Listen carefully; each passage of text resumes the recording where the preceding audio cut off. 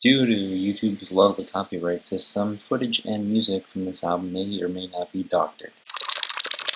Growing up, my dad always loved to show me the Minnesotan synth-funk legend Prince. My dad loved to showcase the amazing talent and don't give a damn attitude Prince had while performing and making music. However, as my dad had continued to expose me to Prince, the more I realized, wait, so this guy made a couple great albums and then a boatload of mediocre ones. And you love all of them? Why?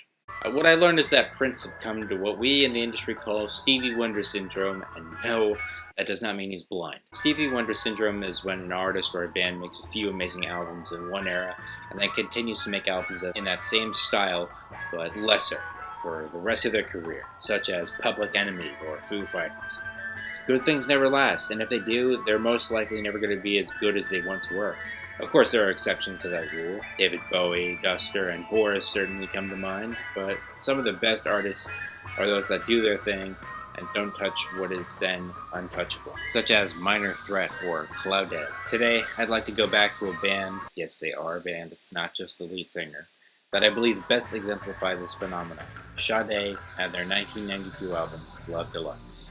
Looking back on the album, it seems to have not a lot on the surface, but diving into it reveals a lot more. The album practically has no filler on it, and I'd even consider the outro track, which is purely instrumental, to not even be that much of a filler or a time waster at all. The final track, Mermaid, ends the album on a very breezy and gentle note, much like the album as a whole, with the track's dissonant percussion, airy synth pads, and laid-back guitars.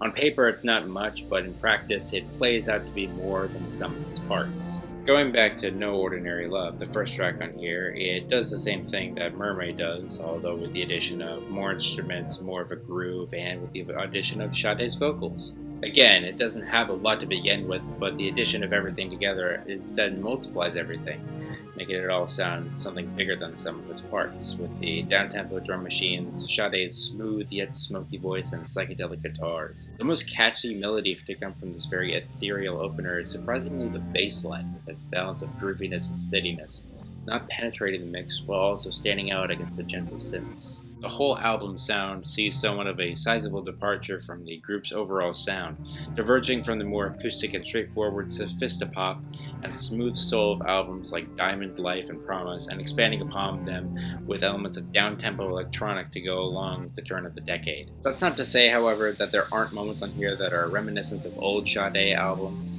For example, Kiss of Life sounds like something you could have easily heard on the debut record, although it still fits very snug into the track list here. Like a Tattoo sounds like one of the slower cuts you would have found off of Promise, with its laid-back guitar and synth pad that comes in like it should have sounded more abrupt, yet sounds incredibly smooth and puts the listener into this floating-like state. Speaking of floating-like states, let's talk about Pearls for a minute, because I really want to talk about Pearls. My favorite track on the entire album has to be the classical crossover epic that is Pearls. That whole talk about how every song is made up of smaller parts that make up something bigger.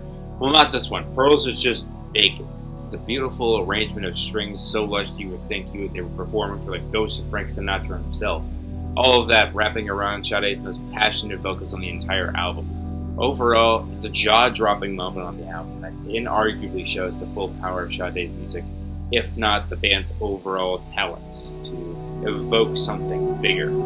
For the previous two albums in this series, I've talked about what makes these albums great, because up until this point I've seen every album I've talked about to be a 10 out of 10 album. Except for this one. This one's like a 98%, you know, it's still an A+, but it still has a flaw. I'm not too crazy on the